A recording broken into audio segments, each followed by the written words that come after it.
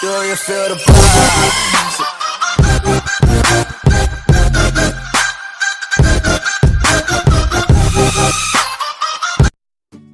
In 2018, around 1 in 3 registrations in the UK and Europe will be SUVs.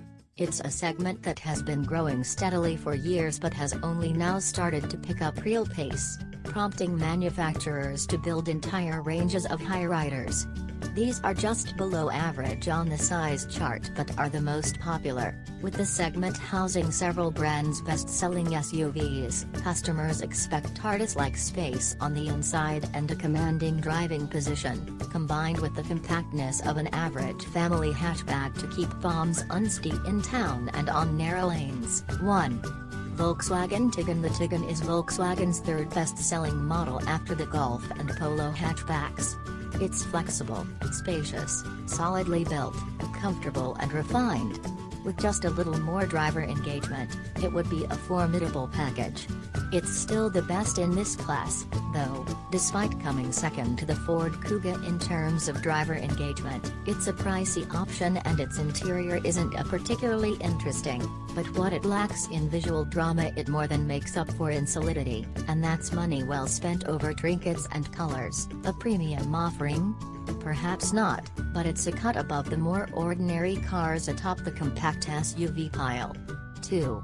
Mazda CX-5. This is arguably the best-looking SUV on the market and objectively more refined than its predecessor, with respectable fuel economy and an unusual level of handling verve for the class.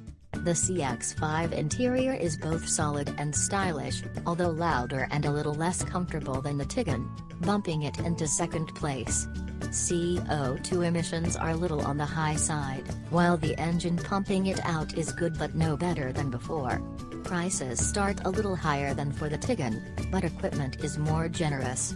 The CX-5 offers a healthy mix of fun, frugality and family-friendly space. 3.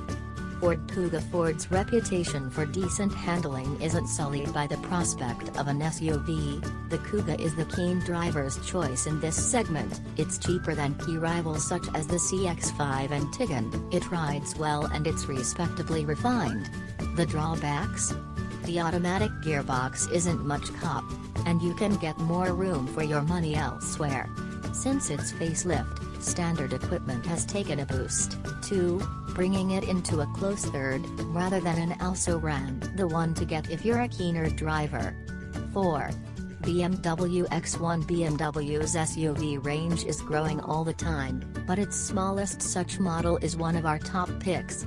Of the premium SUVs, it's practical, it handles well and it's plush inside. It's far cheaper than the Range Rover Evoque, although it's still several thousand up on the more mass-market offerings in this list. It's among the firmer riding SUVs in this bracket and, rather disappointingly, is one of the less fuel-efficient. It's more practical than the pricier Audi Q3, though, and feels more premium inside than the Mercedes-Benz GLA. 5. Range Rover Evoque. Range Rover's baby has been a sales phenomenon, but anything with that badge commands a heavy premium. That's the case here. The Evoque is one of the most expensive cars in the class. However, it has got buckets of desirability, it handles well and it looks as good as it did the day it was revealed. You'll pay more in price, fuel and tax, though, because it's a little thirstier than its rivals. A slightly softer suspension setup would make a notable difference in ride quality. 2. The Evoque isn't a class leader, but it's a compelling choice, and buyers are clearly willing to overlook its flaws. 6. Honda CR-V. The CR-V has been around longer than most others on this list, yet it remains something of a safe choice, thanks to its fantastic reliability. It's not the most exciting compact SUV, but it has a flexible interior and is well built and frugal. That said, the dashboard could benefit from being simplified and automatic models are thirstier than their manual counterparts. The CR-V is a little long in the tooth compared with the rest of the segment, so when its replacement arrives at the end of summer, it'll have some catching up to do. 7. Peugeot 3008 in the hotly contested SUV market, the 3008's sharp looks help it to stand out from the crowd, even if its engine, handling and interior space don't. What it lacks in handling verve, though, it makes up for with generous standard equipment and a smattering of high-quality materials inside. It'll take many some time to get over that tiny steering wheel, and while Peugeot's cockpit layout is eye-catching, it's also flawed. The 3008 isn't at the high end of the market, but its pricing feels optimistic considering the shortage of space it provides inside. 8. Audi Q3. The Q3 is a car of two halves. It's expensive but feels finely crafted inside. Its engines are respectable, but the steering is disappointingly numb.